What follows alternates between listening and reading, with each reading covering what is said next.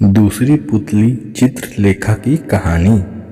अगले दिन जैसे ही राजा भोज ने सिंहासन पर बैठना चाहा तो दूसरी पुतली बोली, जो राजा विक्रमादित्य जैसा गुणी हो, पराक्रमी हो, यशस्वी हो, वही बैठ सकता है इस सिंहासन पर।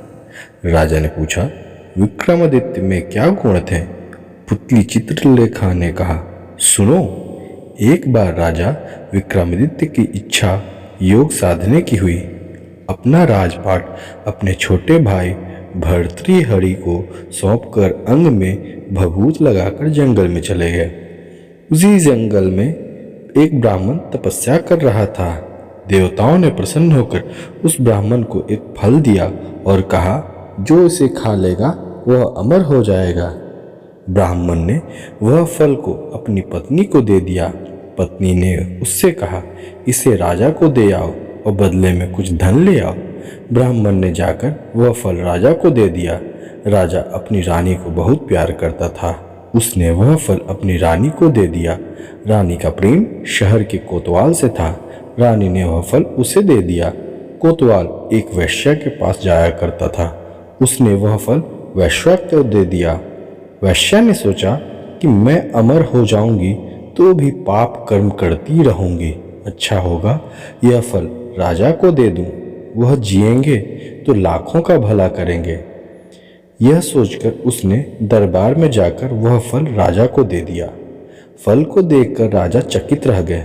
उन्हें सारा भेद मालूम हुआ तो बड़ा दुख हुआ। उसे दुनिया बेकार लगने लगी। एक दिन वह बिना किसी से कहे सुने राजपाट छोड़कर घर से निकल गया। राजा इंद्र को यह मालूम हुआ तो उन्होंने राज्य की रखवाली के लिए एक दूत भेज दिया। इधर जब राजा विक्रमादित्य की योग साधना पूरी हुई तो वह लौटे। दूत ने उन्हें रोका। विक्रमादित्य ने उससे पूछा तो उसने सब हाल बता दिया। विक्रमादित्य ने अपना नाम बताया, फिर भी दूत ने उन्हें जाने नहीं दिया। बोला, तुम विक्रमादित्य हो तो पहले मुझसे लड़ो। दोनों में लड़ाई हुई। विक्रमादित्य ने उसे पछाड़ दिया। दूत बोला, मुझे छोड़ दो, मैं किसी दिन आपके काम आऊंगा। इतना कहकर पुतली बोली, राजन, क्या आप में इतना पराक्रम है कि इंद्र के दूत को हराकर अपना गुलाम बना सको?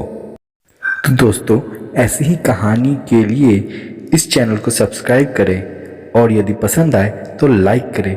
नोटिफिकेशन बेल दबाना बिल्कुल ना भूलें। तो मिलते हैं अगली कहानी में।